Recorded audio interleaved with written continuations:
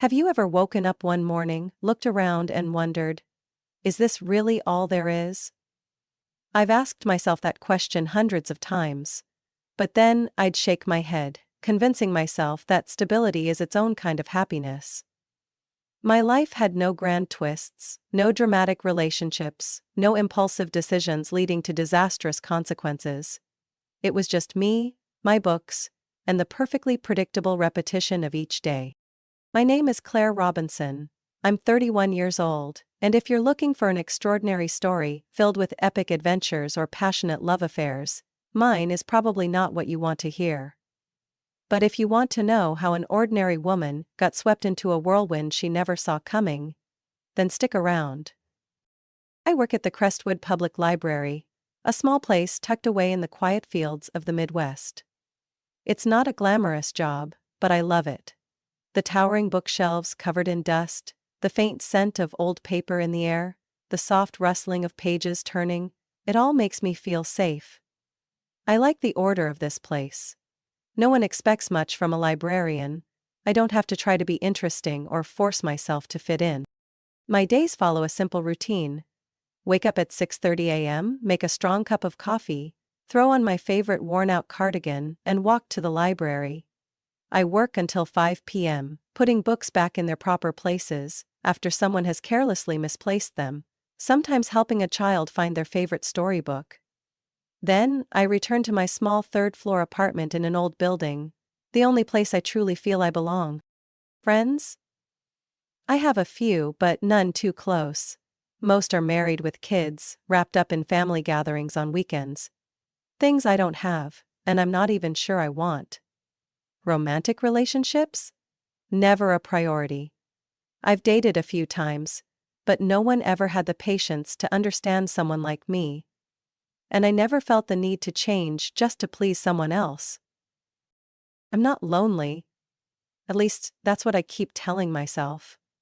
I have books to keep me company, imaginary worlds to escape into whenever reality becomes too heavy. I don't need anything else.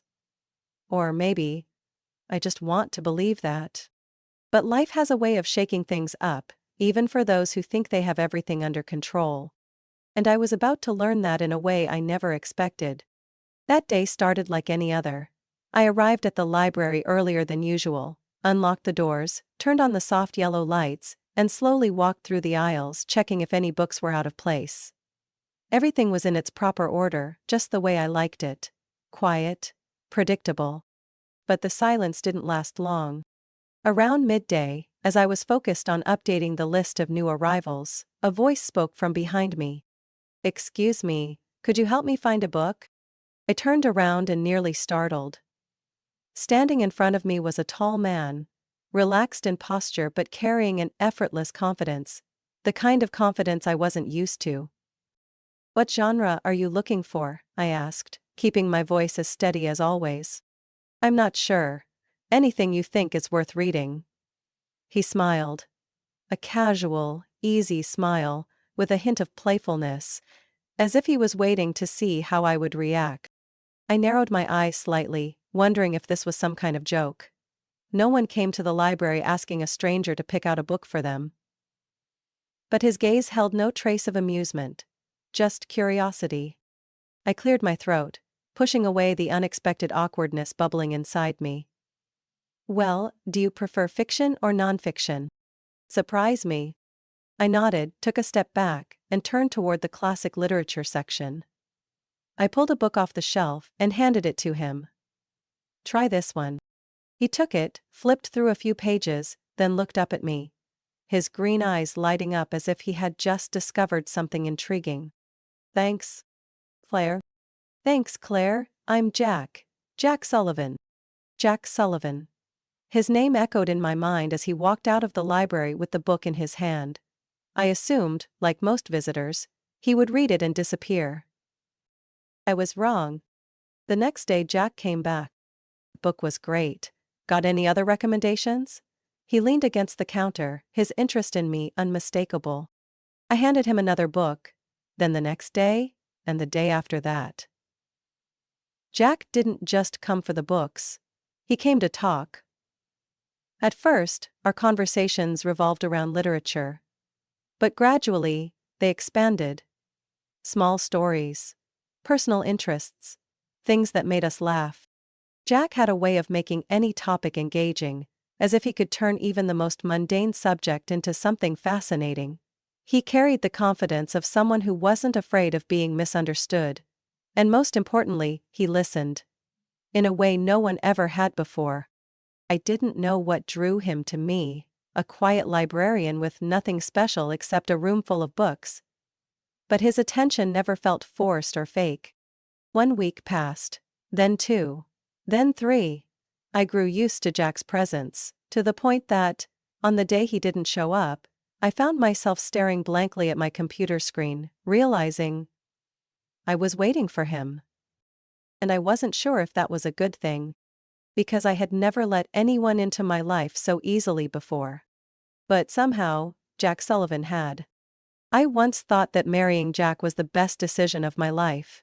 He came into it like a fresh breeze, pulling me out of the monotonous loop of my old routine.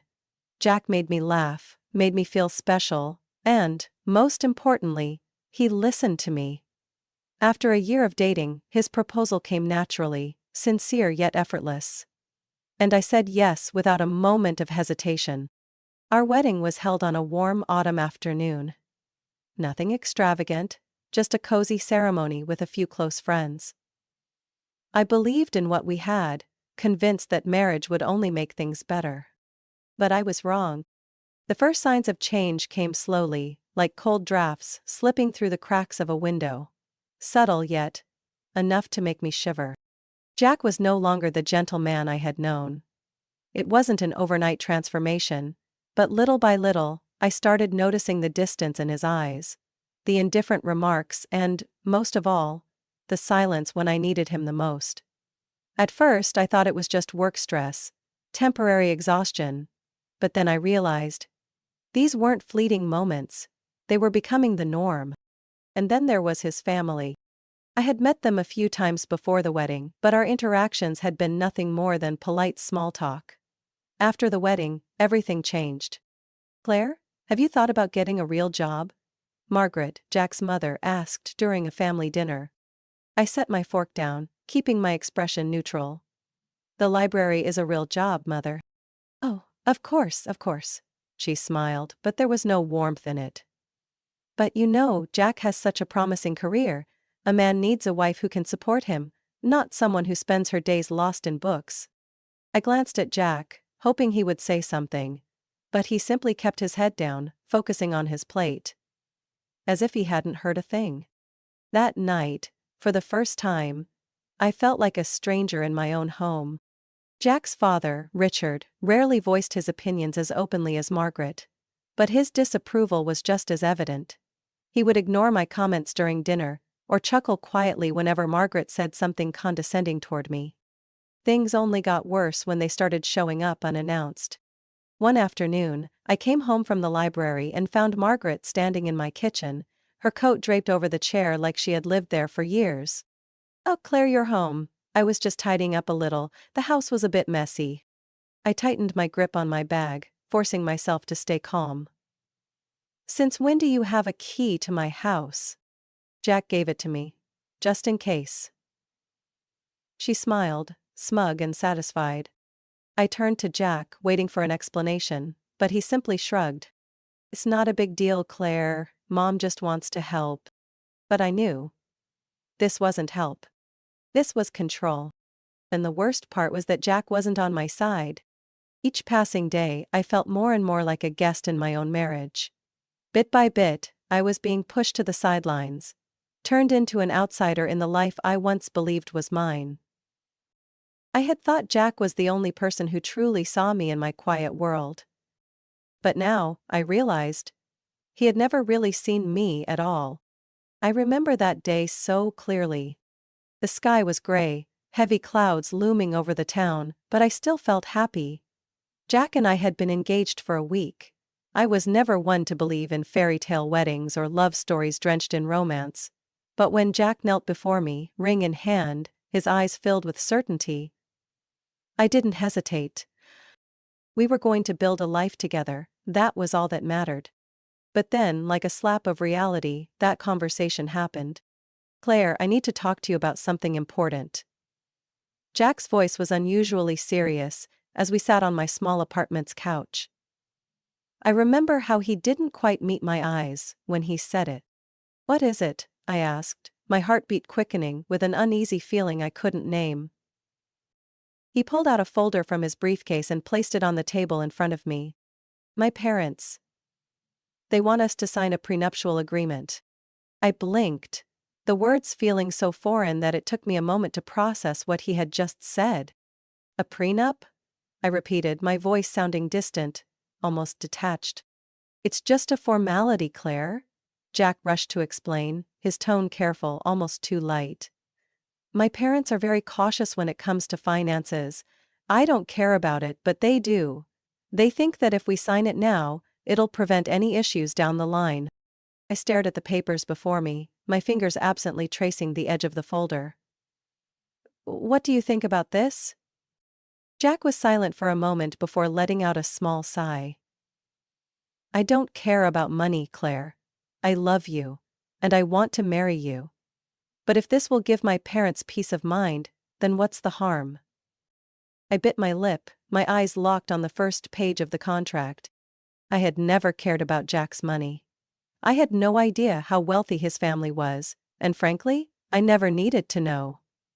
I loved him for the late-night conversations, for the way he made me laugh, for the evenings he patiently listened to me talk about the books I adored. Money had never crossed my mind.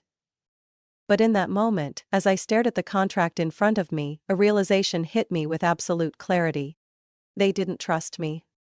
Who did Jack's family think I was? Some gold digger, a woman waiting for the right moment to take everything if things went wrong? I took a deep breath. I didn't want a stupid contract standing between Jack and me.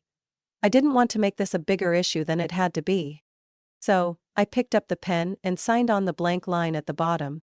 Done. My voice was steady, controlled. Jack looked at me for a moment before reaching out, gently squeezing my hand. Thank you, Claire. I know this wasn't easy. I gave him a small smile, but something inside me had already begun to crack. I didn't tell Jack that the moment I signed that paper, another thought had crept into my mind. If he truly loved me, if he truly trusted me, then why did we need this at all? I can't remember the last time I felt at peace. Life with Jack had become suffocating. His parents' unannounced visits, their scrutinizing stares, the subtle yet pointed remarks, they all made me feel like a stranger in my own home. Jack, who had once been my emotional anchor, had become distant. Every time I tried to talk about what was happening, he would shake his head and tell me I was being too sensitive. I endured it. I kept telling myself that love was more important than these small conflicts. But my body didn't agree. It started with occasional headaches, then dizziness. Each day I felt more exhausted. The endless nights of insomnia drained me, and no matter how hard I tried, I felt like I was drifting further away from my own marriage. And then, on an ordinary Tuesday morning, I collapsed, right in the middle of the library. When I opened my eyes, the bright white lights of the hospital ceiling made me squint. The first thing I felt was pain, a dull, aching sensation spreading through my body. I tried to remember what had happened, but everything was a blur. Miss Robinson, how are you feeling? I turned my head to see a middle-aged doctor standing by my bed, his face carrying a mix of concern and professionalism. What's wrong with me? My voice was dry, barely above a whisper. You've suffered from severe exhaustion. Prolonged stress and pressure have taken a toll on your health. He studied me for a moment before continuing in a gentler tone. You need to rest. More importantly, you need to remove yourself from whatever is causing this decline. I let out a dry chuckle. So I need to escape my own life? The doctor said nothing, just gave me a knowing look before quietly leaving the room. I leaned back into the pillows, trying to take a deep breath, when a knock on the door pulled me from my thoughts. I turned, expecting to see Jack, or worse, his mother. But the person who entered was a complete stranger. A man in a well-tailored suit, carrying a leather briefcase, stood at the foot of my bed. His expression calm, but serious. "Are you Claire Robinson?" His voice was firm, but not unkind. "Yes. Who are you?" I sat up slowly, an uneasy feeling creeping in. The man set his briefcase down on the small table beside my bed and opened it, pulling out a folder. "My name is David Lancaster. I'm the legal representative of Mr. Henry Caldwell." I frowned. "Who is that?" David hesitated slightly, as if surprised by my question. "Henry Caldwell was your uncle." My heartbeat quickened. That name. I hadn't heard it in over 15 years. Henry was my mother's younger brother, a peculiar and reclusive man. He had cut ties with the family a long time ago, and to be honest, I had no idea if he was even alive. David took a slow breath before continuing. "I'm sorry to inform you that Mr. Caldwell passed away 2 weeks ago." I didn't know how to react. Someone I once knew but had been absent from my life for so long was suddenly being spoken of in past tense. But David wasn't finished. "Before he passed, he left his entire estate to you." I blinked, thinking I had misheard him. "I'm sorry. What did you just say?" David flipped through the folder and pulled out a document. "Mr. Caldwell left a will, in which he bequeathed to you an inheritance worth $15 million, along with shares in 3 major companies. Additionally, you are now the owner of a mansion on the outskirts of New York, and a collection of valuable antique paintings and furniture." I sat there, completely frozen. $15 million, company shares, a mansion. Was this some kind of joke? David kept talking about legal procedures, but I couldn't hear him anymore. My mind had latched onto one single thought. My life just changed. Forever. Jack arrived at the hospital the next morning. I had expected an argument, a flood of questions about my health. But no. The first thing he said when he stepped into the room was, "I heard you just received a massive inheritance." I stared at him, a mix of shock and bitterness rising in my chest. "So the news spreads fast, huh?" I replied, unable to hide the sarcasm in my voice. Jack let out a small chuckle and stepped closer to my bed, but the warmth in his eyes was gone. Instead, there was something else. Calculation. A kind of scrutiny I had never seen in him before. $15 million, company shares, a mansion. "Claire, this is huge," he said as he sat down in the chair beside me. I crossed my arms, leaning back against the pillows. "Is that so? But tell me, did you come here to check on my health? Or to ask about my money?" Jack forced a smile, but I could see the discomfort behind it. "Of course I care about you, it's just, this changes things. We're married, Claire. Our life is going to be different now. You may not realize it, but this affects both of us." I felt anger simmering beneath my ribs. "It affects both of us? Or are you just wondering how much of it will benefit you?" Jack raised an eyebrow, pretending to be hurt. "What are you saying? I've never cared about money between us." I said nothing. Just watched him. Waiting. Jack sighed, then reached for my hand. "Listen, Claire. This could be a great opportunity for us to start a family." I froze. Start a family? I know you weren't ready before, but now things are different. You have the resources to raise a child, to give them the best life. We can begin right away. I yanked my hand away from his. "You mean I should have a baby immediately? Just as soon as I found out I'm rich?" Jack's face remained calm, but I noticed his fingers clenching into a small fist. "That's not what I meant, but let's be realistic, Claire. We're married. Having children is the natural next step. Besides..." He paused before continuing in a softer tone. "My mother thinks so too." I let out a dry, humorless laugh. "So Margaret is part of this plan too?" Jack didn't deny it, he just stared at me, as if waiting to see how I'd react. Suddenly, everything became painfully clear. I wasn't just Jack's wife. I was a tool. A means to ensure that this fortune remained within his family. They didn't want me to have a child out of love, or because we wanted to build a future together. They wanted to tie me to them permanently, to make sure I could never leave, never escape their control. I felt sick. Not from my condition, but from the sheer deception standing in front of me. Get out, Jack. He frowned. What? I said, get out, I need to rest. Jack stared at me for a long moment, as if debating whether to argue. But then, he stood up. Claire, think about this. We could have a beautiful family. You just need to see things in a more positive way. I didn't respond. I just looked at him, waiting. Finally, Jack let out a sigh, took a step back, and walked out of the room. The moment the door clicked shut, I closed my eyes and took a deep breath. I wouldn't let them control my life any longer. And this time I wouldn't give them the chance to. Jack came home that evening, but I didn't wait for him to talk. I had spent the entire afternoon in the hospital, thinking about everything. How he and his family had treated me.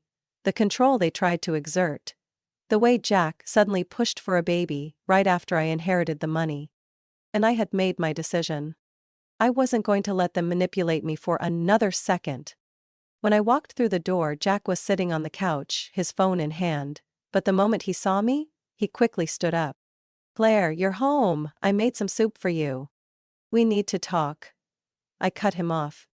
Jack hesitated, clearly uneasy with the coldness in my tone.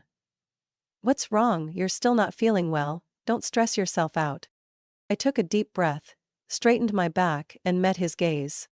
I want a divorce. The air in the room turned to ice. Jack stared at me as if he had misheard. What? I want a divorce, Jack. I've had enough. His face went pale before quickly shifting into anger. Claire, what the hell are you talking about? We've been married for less than 2 years. You can't just say you want a divorce like it's nothing. I smirked. It's not me, Jack. It's you and your family. From the beginning, I was never seen as a wife. Just a tool. A puppet for all of you to control. You don't love me. You love the idea that I would always be tied to you. Jack let out a dry laugh, but I saw the flicker of panic in his eyes. You're being emotional, Claire. You need to calm down and think this through. We can start over. I crossed my arms, my voice like ice. Start over? When? After I have a baby so I can never leave? After you and your mother control every cent I own? Jack gritted his teeth, his patience clearly running thin. Claire, do you hear yourself? You really think I only care about your money? I met his eyes without hesitation. Yes. A heavy silence fell between us. I walked over to the table, opened my bag, and pulled out a folder. I placed it down in front of him. Do you remember this? Jack stared at it, then his expression changed as he recognized what it was. The prenuptial agreement his family had insisted I sign. I smiled. Not the timid smile of the woman I used to be, but one filled with quiet victory. You and your family were so proud of making me sign this, weren't you? To protect your wealth from me? I pushed the folder toward him. Well, guess what, Jack? This also protects me from you. Jack opened the folder and scanned the document. I watched as his anger built, the reality of the situation sinking in. He knew. According to the agreement, everything I owned, including my inheritance, belonged solely to me. Jack had no claim to a single cent. And since he had never contributed financially to our marriage, he wasn't entitled to anything from the divorce. Not a penny. You thought you were smart when you forced me to sign it. My voice was cold. But in the end, it's the very thing that leaves you with nothing. Jack shot up from his chair, his face red with rage. Claire, you can't do this. I'm your husband. You were never really my husband, I said firmly, my voice carrying a finality that left no room for argument. I picked up my bag and turned toward the door. I've already hired a lawyer. The divorce papers will be sent to you soon. And I hope we never see each other again. Jack lunged forward, grabbing my wrist. Claire, don't do this. We can... I yanked my arm free. "Goodbye, Jack." Then, I walked out of the house I once called home. But this time, I wasn't leaving in fear. I was leaving with a freedom I had never had before. I never knew that freedom could feel this light. After leaving Jack, I moved out of the house I once called home and into a small apartment in a quiet neighborhood on the outskirts of New York. It wasn't extravagant, it wasn't flashy. Just a place that was mine. A place untouched by the control and manipulation I had endured for so long. The divorce happened faster than I expected. When I received the final papers confirming that I was no longer tied to Jack in any way, I sank into the old armchair in my apartment, took a sip of coffee, and breathed in deeply. I did it. I got out. Jack tried to contact me a few times after that. The late-night calls, the long, desperate messages begging me to reconsider. But I never answered. I had wasted too much time enduring him, enduring his family. It was time for me to live my own life. And that's exactly what I did, on my own terms. At first, I didn't know what to do with my inheritance. Suddenly, having $15 million in my bank account felt surreal. Almost unreal. But I knew one thing: I wasn't going to let it define me. I donated a portion of it to charities I believed in. Education programs, public libraries, and shelters for women escaping abusive relationships. I knew what it felt like to be trapped in a life controlled by someone else. And if I could help even one person break free, I would. The rest, I used to make a dream come true. I had always loved books. Not just because they allowed me to escape reality, but because they taught me things no one else could. And now, I had the chance to share that love with the world. I found a charming little building on a quiet street near my new neighborhood. With the help of a few architects, I transformed the space into a cozy bookstore, Robinson's Reads. Tall wooden shelves filled with both old and new books, a reading nook with armchairs and warm yellow lights for those who wanted to stay a while. I even added a small cafe counter where people could order a latte and lose themselves in the pages of a book. Before long, my bookstore became a beloved spot in the community, a child excitedly running in to find the latest comic book, an elderly man quietly picking out a classic novel, a young woman sipping coffee while flipping through a self-help book. I didn't need a luxurious life, I just needed this. A place that was mine, a job I loved, and the feeling that I was truly living, not just existing. One afternoon, as I was arranging a stack of newly arrived books, my phone buzzed. I glanced at the screen, and a familiar name appeared. Doug. I stared at it for a long moment before sighing and pressing decline. I didn't need to hear anything else from him. The past was behind me, and I had no intention of going back. Pouring myself a cup of hot tea, I sank into the chair by the window, watching the afternoon sunlight spill across the bookshelves. This was my new life. A life I had chosen, no one else. Claire Robinson's story is not just about escaping a toxic marriage. It's a testament to the power of self-reliance and resilience. In reality, many people find themselves trapped in relationships where they gradually lose their voice and their sense of self, manipulated into submission. But like Claire, everyone has the right to stand up, set boundaries, and reclaim their own life. Money can change people's attitudes, but true worth isn't found in wealth. It's found in freedom, happiness, and the ability to control your own destiny. Claire Robinson's journey is one of empowerment and rediscovery. What do you think about her decision? If you were in her shoes, what would you have done? Share your thoughts, and don't forget to follow the channel for more inspiring stories about life and family.